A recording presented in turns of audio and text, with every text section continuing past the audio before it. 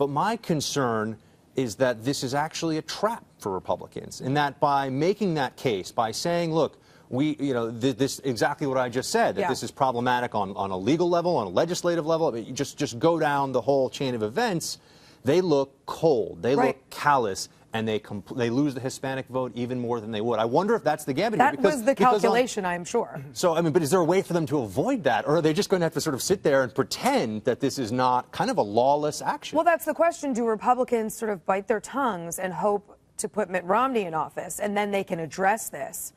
And do they have to bite their tongues to put Mitt Romney in office? Because if they talk too much about this, it makes them look bad. Given what we've seen on Medicare recently, I wonder if they're going to try to come out with some version of their own DREAM Act, something to compete with it. I wonder if that's a possibility I think that would be here. A brilliant move. Let's talk about this first from a legal standpoint. Jan Brewer's decision from a legal standpoint is absolutely obviously correct. You cannot extend or should not be extending public benefits to people who are not citizens of this country. You said this undermines the rule of law. President Barack Obama's proposal undermines the rule of law.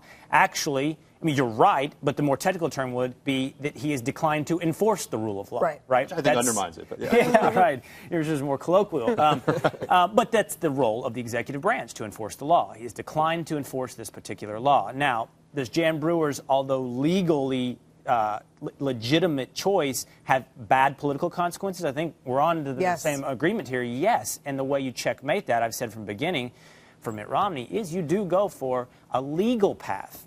A legal path to the So they do. Act. They have to articulate, the Republicans now, Mitt Romney, have to articulate a better path to citizenship. Yeah, one and I think they were going to. I think that's what they were planning. Really? Oh, yeah. And you think they were beaten to the punch with They were this? talking to Marco Rubio, and Obama beat him to the punch. Right. Yeah. But what does this do? I mean, there's an immigration issue. We can all agree on that, I assume. What does this 2-year hiatus do? What does it solve? Helps Barack Obama get elected. It solves absolutely nothing. Yeah. The issue comes up 2 years from now. So everybody who is in that line, it looks like the DMV line, I could imagine what was going on in there. For 2 years, in their mind, they think, okay, I'm okay. I'm not illegal anymore. Then all of a sudden, this expires in 2 years. Then what? They're back to being illegal? That just drives me crazy. And clearly other states will make the decision the other way. They will give full benefits. They will give driver's license, because if it's within Governor Brewer's discretion, which I believe it is, to do what she's doing with state benefits, it's clearly in California and other states, they can go the opposite direction with this and give whatever they want to give, because they know they're not going to be deported. Right, absolutely. But do you think the Romney-Ryan ticket already does have some political cover with this, that Paul Ryan voted for the DREAM Act? So in terms of, this demographic or this constituency, he could make the argument, I'm on the right side of this, but I want to do it the right way. I want to do it the right way. And when I look at this policy of, this deferral policy for people ages 15 to 30, is a 30-year-old a child? I don't think so. That could be someone who came here, I guess, in his 20s and now wants to work and compete with U.S. workers. Well, a 26-year-old is a child, according to Obama. Correct.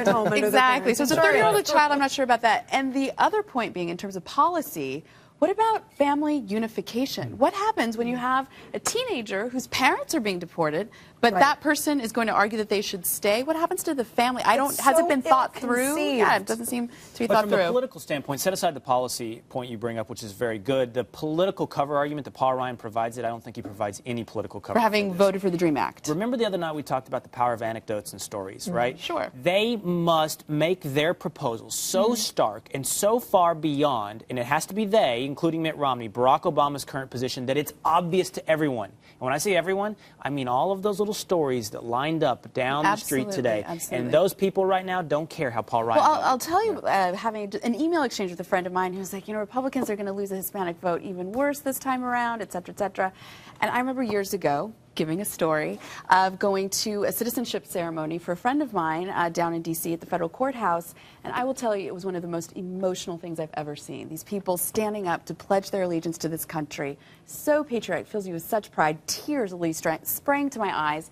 And when I went outside, I couldn't help but think how amazing it would have been if there were Republican volunteers there with the welcome wagon saying, congratulations, you're an American citizen. If you need help with any civic issue, we are here for you. The big difference is that's they did what it legally. Democrats do. Right. That's a huge difference. They did it illegally. Why don't Republicans do it? Because the political optics of this are such that even if you were I know some Eastern Europeans, for example, with advanced degrees who would love to be here legally, and it's very hard for them. They've had to go back to their home countries in some cases.